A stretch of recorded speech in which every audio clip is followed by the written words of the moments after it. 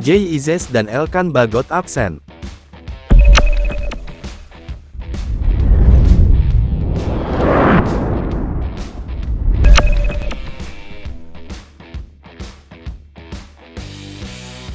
Timnas Indonesia akan menghadapi Irak dalam lanjutan putaran kedua grup F kualifikasi Piala Dunia 2026 zona Asia di Stadion Utama Gelora Bung Karno SUGBK Senayan, Jakarta Pusat, pada tanggal 6 Juni tahun 2024. Namun, skuad Garuda tidak turun dengan kekuatan terbaik, terutama di lini belakang. Bek Ipswich Town, Elkan Bagot dipastikan absen dalam laga tersebut. Ia memang tidak dipanggil ke dalam skuad oleh pelatih Timnas Indonesia, Shin Tae-yong. Sementara itu, Jay Izzes sebetulnya masuk dalam daftar pemain yang dipanggil. Namun, ia kemungkinan besar akan absen saat menghadapi Irak.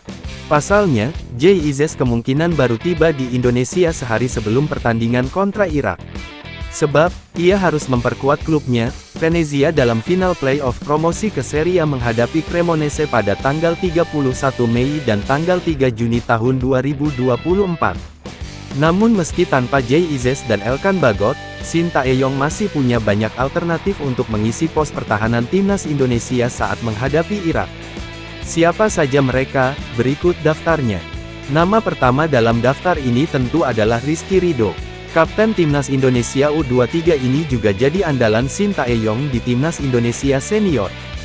Rizky Ridho punya keunggulan dalam hal membaca permainan. Ia juga piawai dalam duel 1 lawan 1.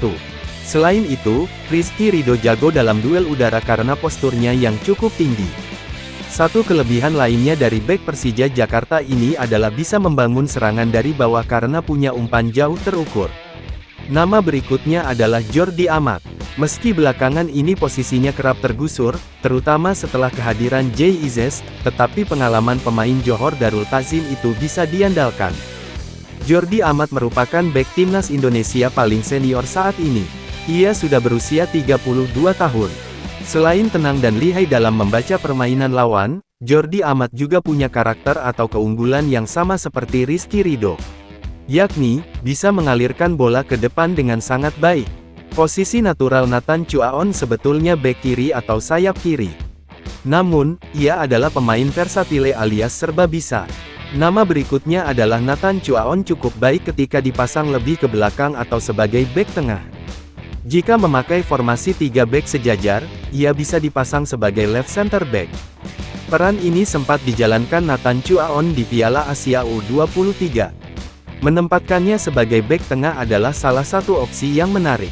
Justin Hubner jadi pemain terakhir di daftar ini. Sama seperti Nathan Chuaon, Justin Hubner sebetulnya jarang dipasang sebagai bek tengah. Justin Hubner kerap bermain sebagai gelandang tengah atau gelandang bertahan. Namun, karakternya yang ngotot sangat cocok jika dipasang sebagai bek tengah dadakan. Peran itu pun beberapa kali dilakoni Justin Hubner. Satu di antaranya saat Piala Asia 2024.